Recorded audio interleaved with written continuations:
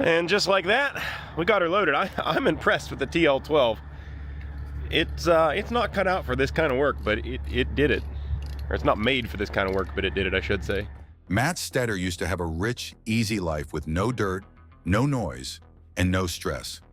Now he works alone, fixing an old car so rusty it looks ready for the trash.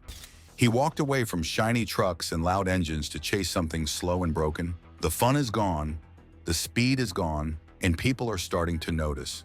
Tune in, because when he finds a broken part buried deep in the engine, everything starts to fall apart. Matt Stetar's real life. Matt didn't grow up scraping grease off his fingers. He grew up with comfort and order. His first room used to be his mom's sewing corner, repurposed into a quiet, cozy space just for him. Catholic school in West Virginia, well-funded thanks to the business that paid the bills and then some. He had structured days, homework help, and warm dinners. It wasn't glamorous, but it was stable. You'd think a kid from a background like that would stick close to the comfort zone. Instead, he ran in the opposite direction and didn't just jog. He sprinted. But what made him trade comfort for chaos? That part's coming. His life didn't fall apart. He didn't go broke or face some dramatic downfall. He just got bored.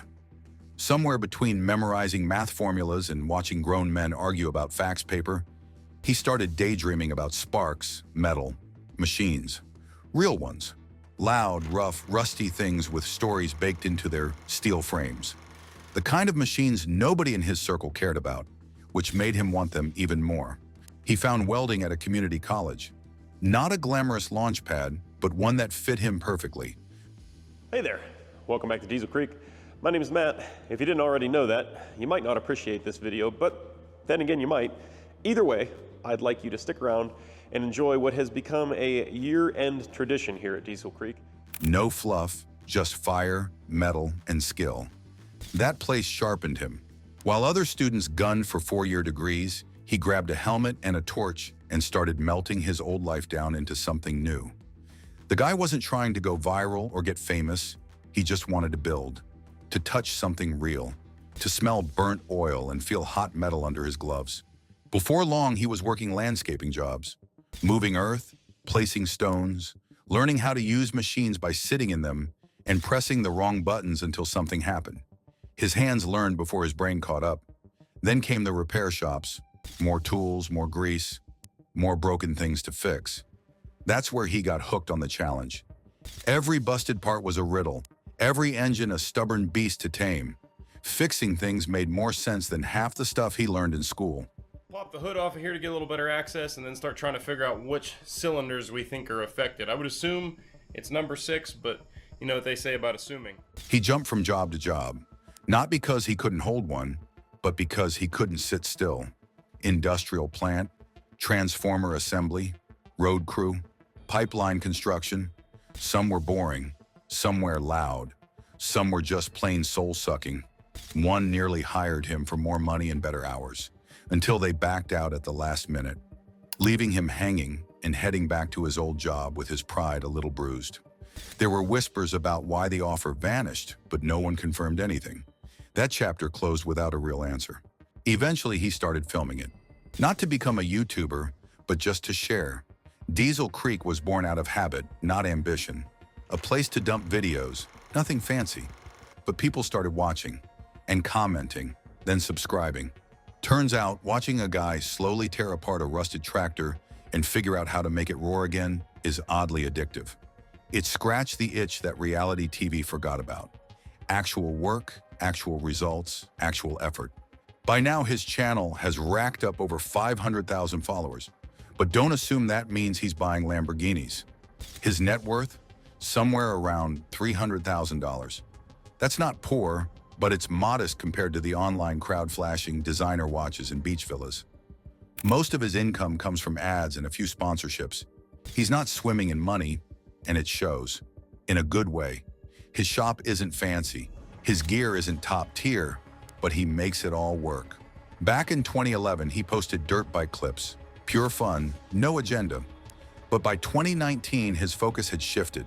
Fabrication, welding, machines, projects that needed more than just horsepower. They needed heart, and people noticed. It wasn't long before his channel went from a side hobby to a daily obsession. He didn't plan to be here. He just couldn't stop. Every project became a time capsule, a forgotten engine from the 90s, a rusted-out semi with history etched into its frame. Machines no one cared about until he touched them. That's the magic. He doesn't just restore them, he resurrects them. He gives them a second life, one slow, stubborn bolt at a time. The shop becomes a lab. The noise becomes music. His audience isn't looking for explosions or drama.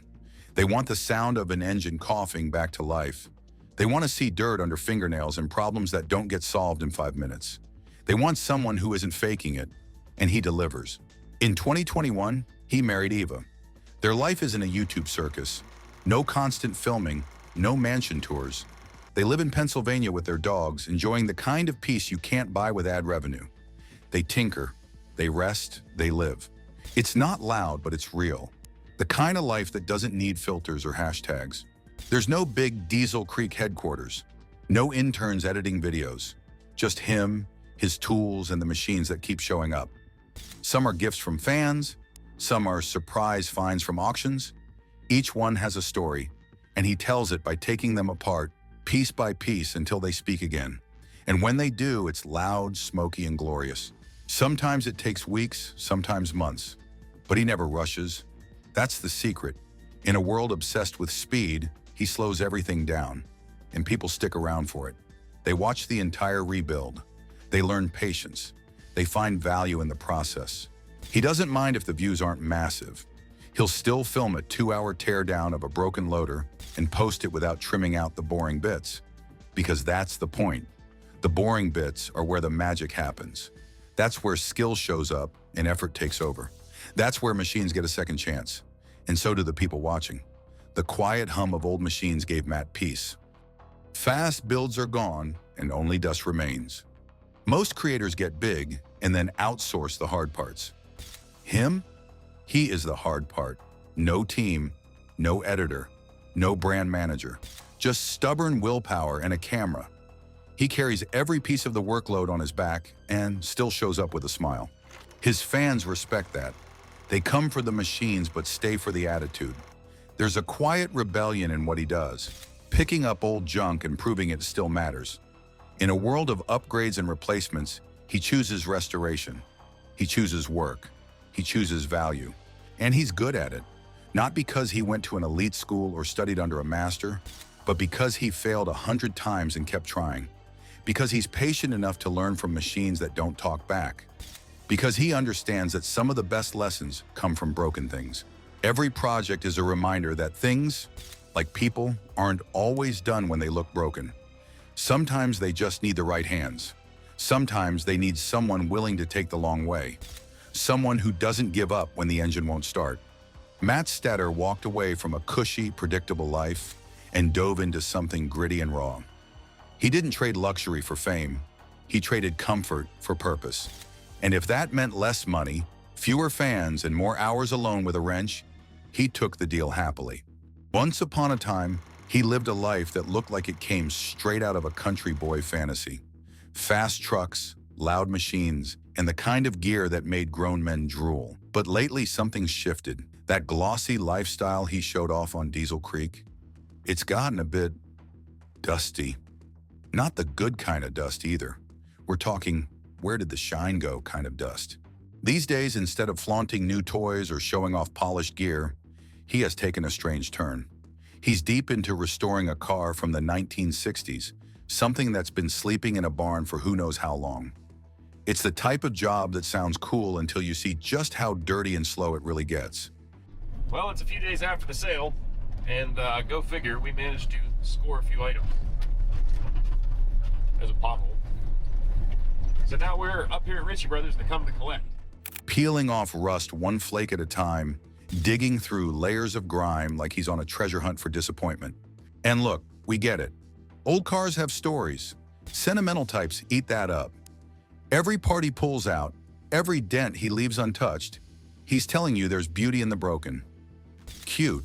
But after the 5th video explaining the shape of a dashboard knob, even his most loyal followers are starting to look around and ask, is this what we signed up for? Fans aren't dumb. They can tell when someone's stalling. And him? He's stalling all right. Maybe it's burnout. Maybe he got tired of chasing the next big build. Or maybe he just fell in love with the past and can't let it go. Either way, the man who once rode the high of internet fame on a wave of roaring engines has hit a different gear.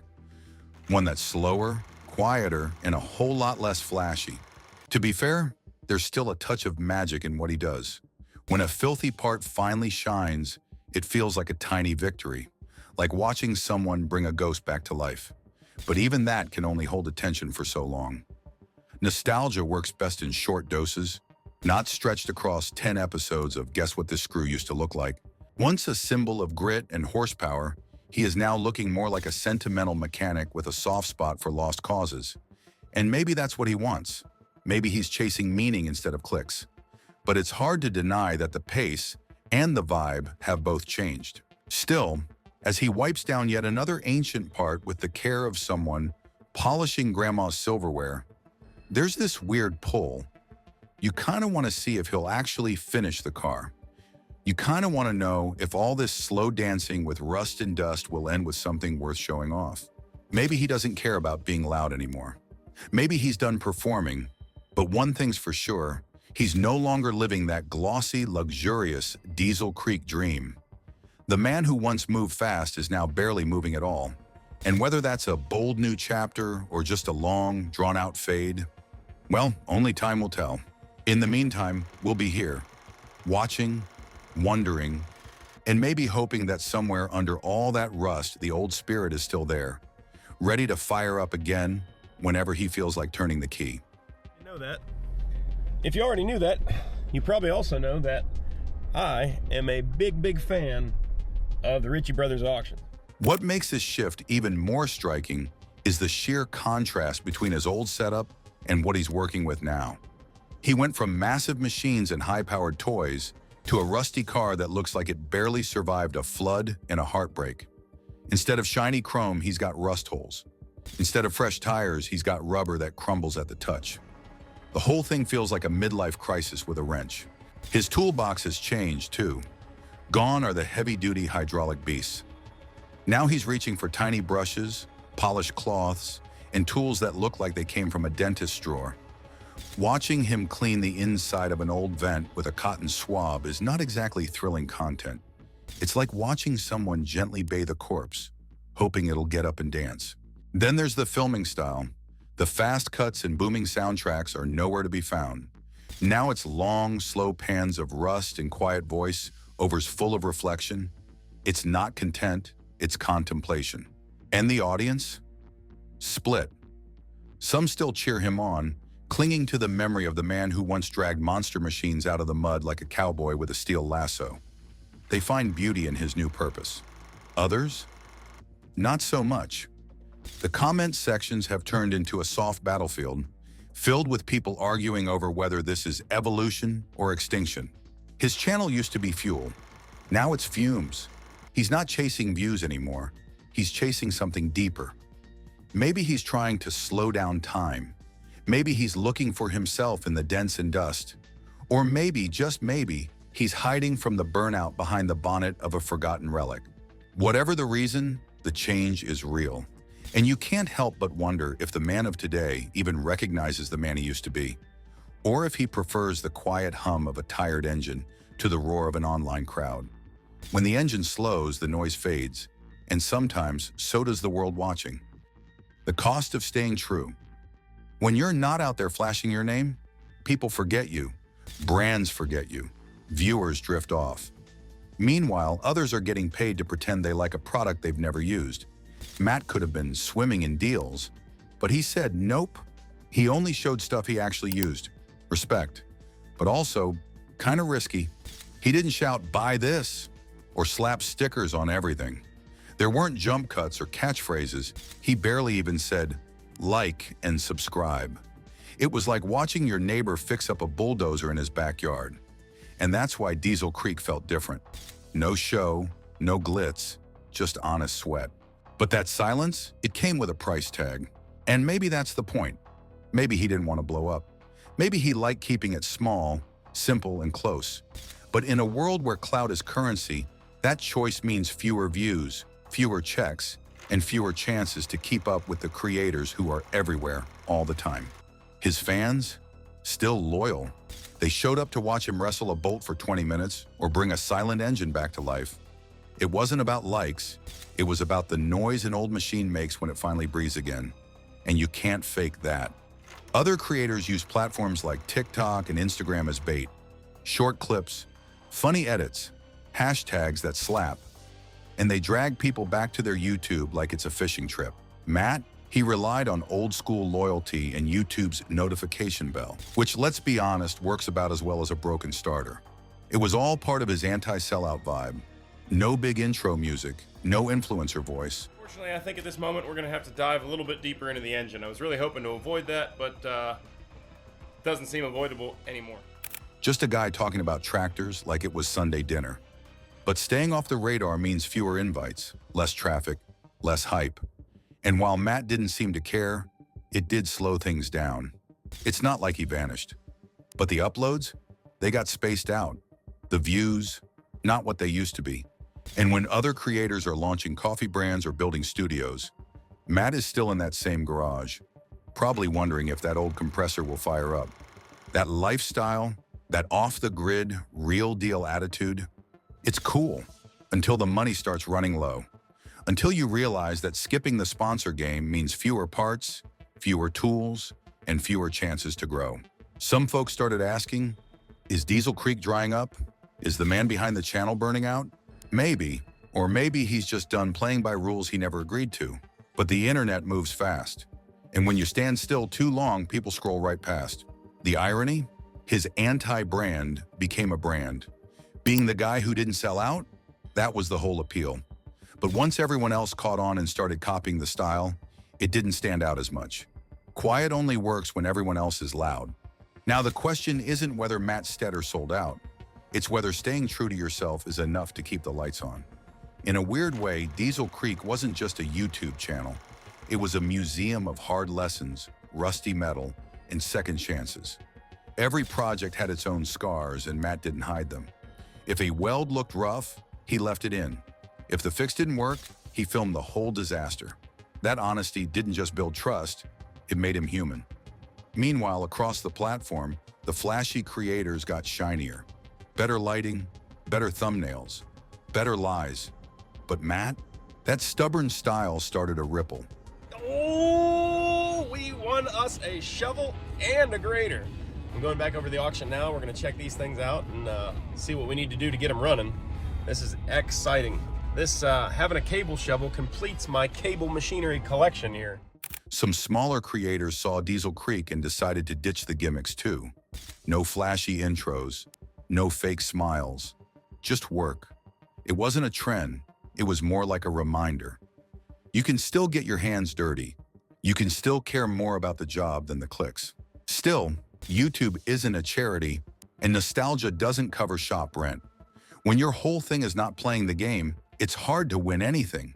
No viral stunts, no reaction videos, no over-the-top collabs. Just Matt and an engine that hasn't run since Clinton was president.